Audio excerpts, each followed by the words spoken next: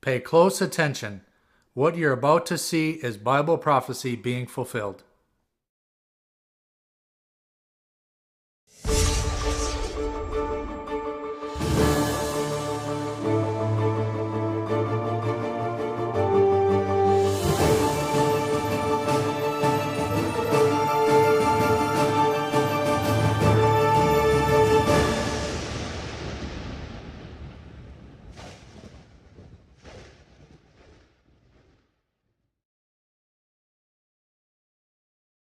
Welcome to another edition of YPN News, bringing you the news as it relates to Bible prophecy and foretold by Yishra Hawkins. Well, in the news this week, Japan and Russia seem to be strengthening their ties.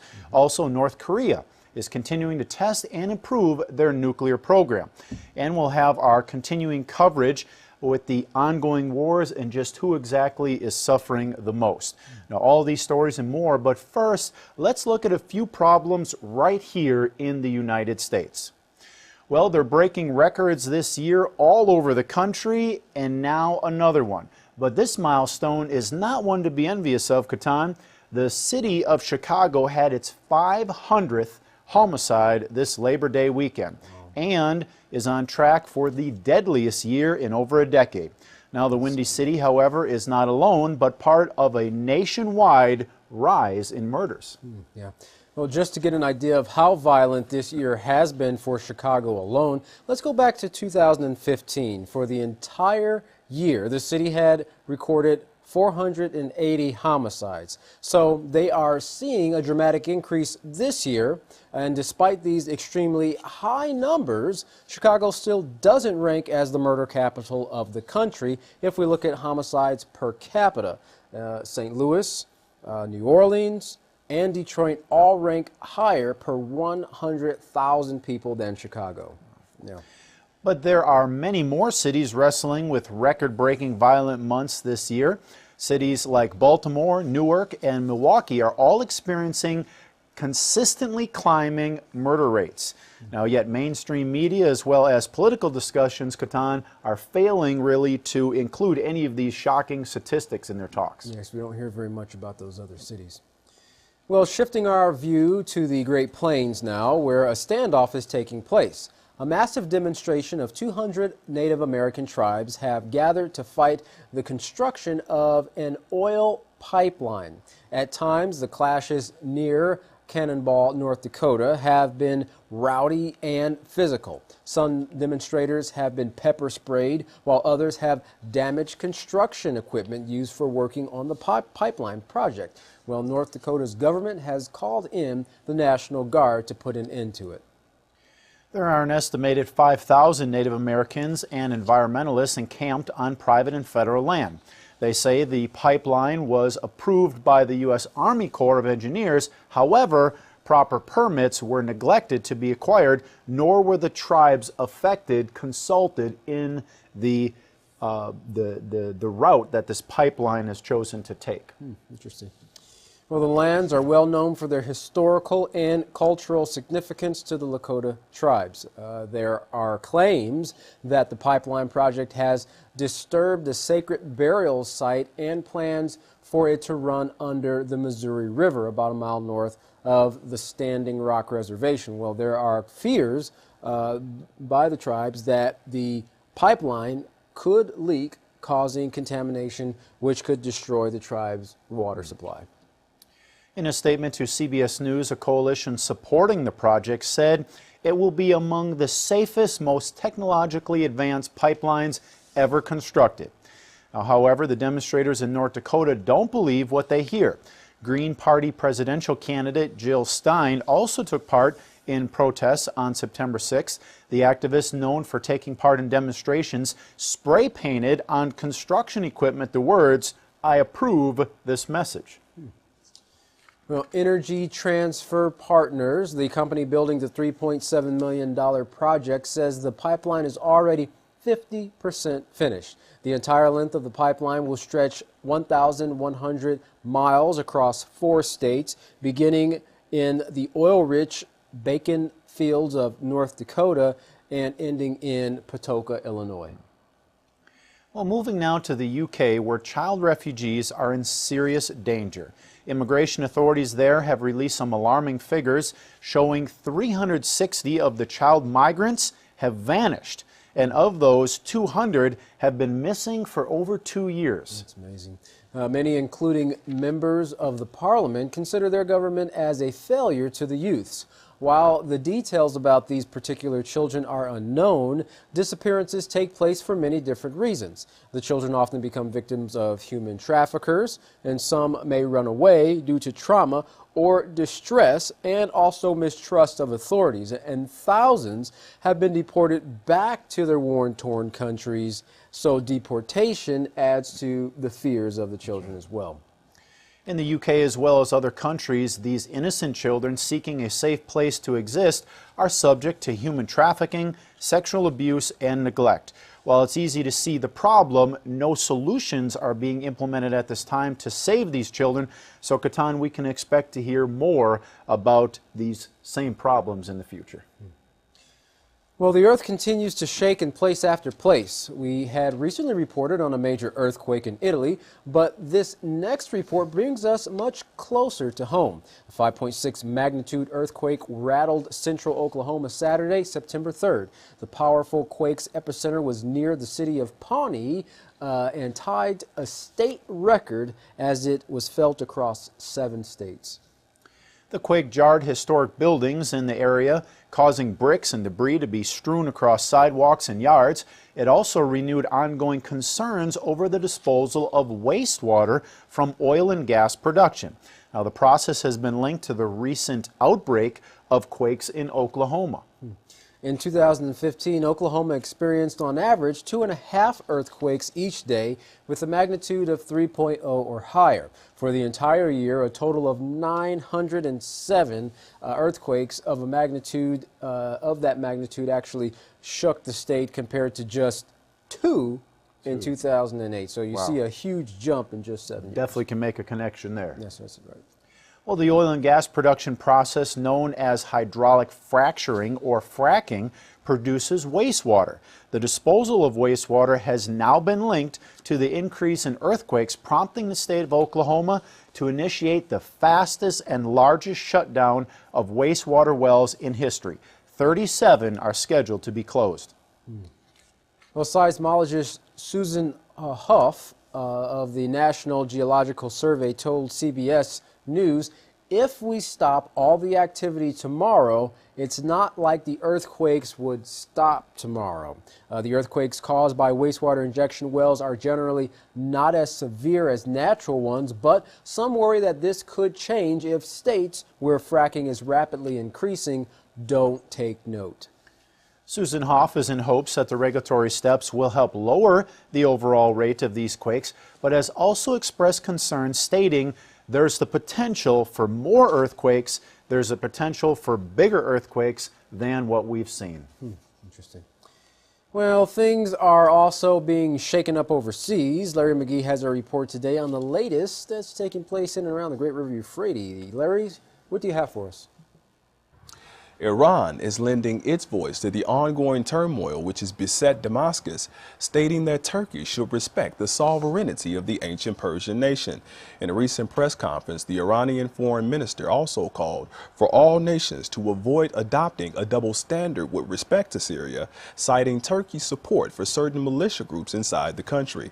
Ankara is reported to have dispatched soldiers and tanks into Syria in a bid to expel ISIS mercenaries from the town of Jarablus, but ultimately they ended up turning their weapons on U.S.-backed Kurdish fighters who were in the same area, supposedly fighting the same enemy. Ankara's actions are starting to appear to some as a land grab, with the Turkish-backed Free Syrian Army claiming to have taken control of a stretch of land extending from Jarablus to Azaz. Confusion is the order of the day as alliances overlap and shift among the heads of the nations. Japanese Prime Minister Shinzo Abe is looking to ignite a new era of relations between Japan and Russia. In a speech delivered at a forum in the Russian city of Vladivostok, the Japanese head called on Russian President Vladimir Putin to end the abnormal situation between the two countries, which has lasted for 70 years. Mr. Abe also suggested that the two nations arrange an annual meeting at which to settle any differences. The Russian response was that Moscow is ready to take decisive steps to resolve its territorial dispute with Tokyo over the Kuril Islands. Tension between the two nations dates back to the latter part of World War II, where Moscow is recorded to have seized the islands. The annexation is said to have displaced 17,000 Japanese. In their place now are many Russians and Ukrainians, so turning the islands back over today would not be an easy task. The southern islands, however, are said to be a different proposition, and according to reports, Japan would very much like to repossess those islands if possible. Japan's ace in the hole is that it has cash, and Russia is very much in need of it due to the downturn in oil sales it has been experiencing related to the Saudis increasing their production with the specific intent of damaging Russian sales. Russia has been on the outs in terms of buying and selling in the global economy due to its activities in Ukraine. Moscow is believed to be striving to offset that with various economic agreements with the Japanese nation as well. The storm over Asia is growing more intense after North Korea confirmed its fifth nuclear test fire this week. Pyongyang says that the test was meant to address U.S. bullying, and it broadcast that North Korea is now capable of mounting nuclear warheads on ballistic missiles. The show of force is said to have triggered a 5.3 earthquake, which is actually the largest of the 4 past quakes associated with the North Korean test fires. Pyongyang says it will not dismantle its nuclear program due to the ongoing hostility it receives from South Korea and the U.S., who has recently announced the deployment of an American missile defense system on the peninsula. The head of South Korea is referring to the test as an act of self-destruction that will only serve to further isolate its northern neighbor. Japan is reportedly calling the move absolutely unacceptable, and it intends to launch an official protest against the activities of the North Korean nation, whose nuclear weapons program global analysts are calling accelerated. For YPN News, I'm Larry McGee. Good time, Jeff. Back to you. Well, North Korea is certainly getting the attention of a lot of other nations with these tests. That's right. Well, the United States government has offered Saudi Arabia $115 billion in military arms and training. Now, that latest information provided by the Center for International Policy, a U.S.-based think tank. This recent arms offer is the largest ever made during the 71-year-long U.S.-Saudi alliance. Now, the weaponry includes tanks, helicopters, air-to-ground missiles, missile defense ships, and warships. That's right. Some rights groups said that certain U.S. congressmen have condemned the sale of armaments to Saudi Arabia, especially after a spike in the number of casualties in Yemen. Nearly 50 million children worldwide who have been forcibly displaced from their homes. This, according to the United Nations Children's Agency, UNICEF. Now, more than half of those 50 million have been displaced because of violence and conflicts. UNICEF warns that many of the children leaving their homes are vulnerable to abuse and called for a collective effort to bring an end to the plight of children in danger, particularly those who have been taken refuge. Well, children in Syria, Yemen, and Afghanistan are being forced to go through difficult times for which they have nothing to do with. Conflicts and violence have put millions of children in danger, and those, quote-unquote, lucky enough to escape death have faced displacement.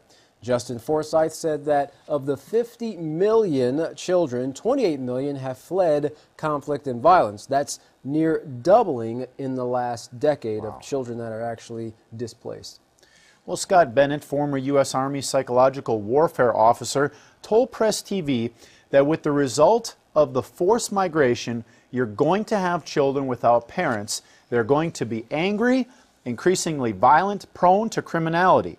kidnapped, thrown into sex slavery, and rampant gang activity that is inevitably the result of young men who don't have a family. UNICEF said that children make up nearly a third of the world's population.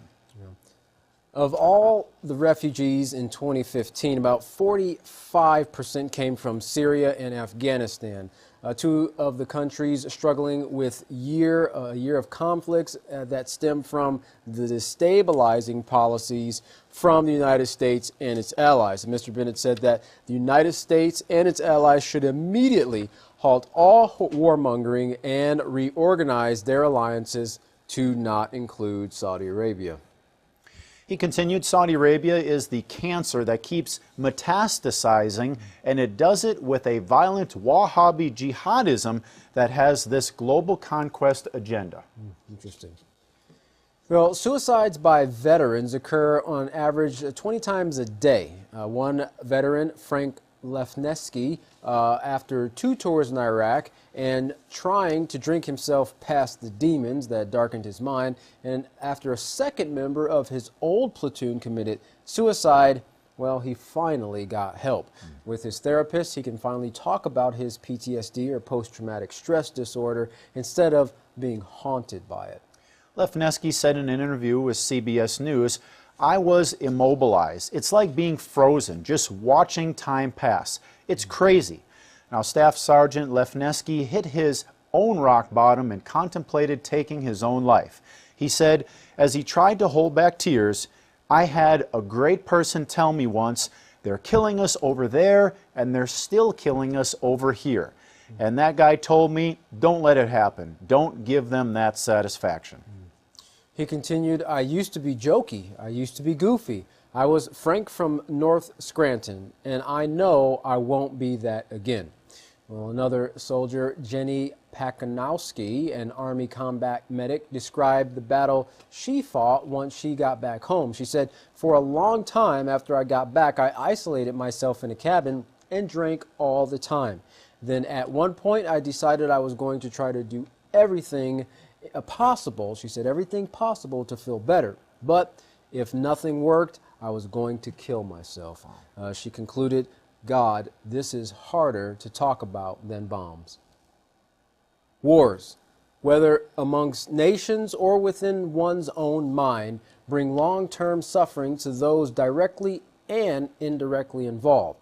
Suffering is inevitable for this world in its current state without someone with some plan to turn it all around.